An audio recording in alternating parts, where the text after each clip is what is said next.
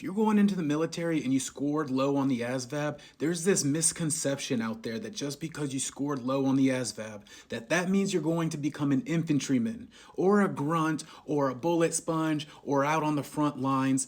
Let me clear this up right now. As somebody who's been a recruiter, I even ran a recruiting substation, meaning my job was to make sure that all the people we brought in got jobs. That's one of the things that I did when I was running that recruiting substation.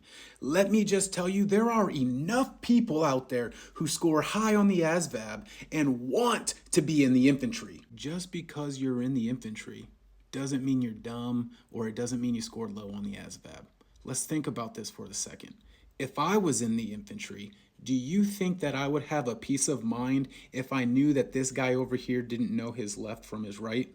If I knew that this guy wouldn't know the proper formation we needed to be in when the formation was called, didn't know how to use the different weapon systems that we're being trained on. If we needed to do land navigation, he doesn't understand a 6-point grid or an 8-point grid. The infantry is not the easiest job in the military to qualify for.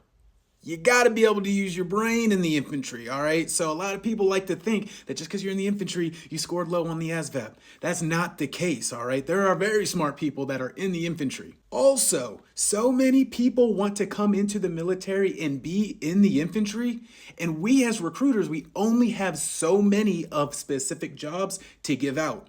So there's no way you're going to walk into a recruiting office and they're going to trick you into being in the infantry. Maybe decades ago when times were different. You're not walking into the recruiting office and getting stumped into being in the infantry, all right? Now, if you score low on the ASVAB, you're going to have lesser options, right? And infantry may be one of those options, but I tell you this, infantry is not the lowest option. It isn't. There's other jobs out there that require a lower score on the ASVAB. A lot of people are hitting me up, asking me some questions like this. Oh man, I need to go and retake the ASVAB because right now all I qualify for is the infantry. I'm telling you, as soon as I read a comment like that, I just know either you're misunderstanding a specific piece of information, or somebody's lied to you, or maybe you're not actually talking with the recruiter. Like, that's the first indicators I get when I hear that the only thing you qualify for is the infantry.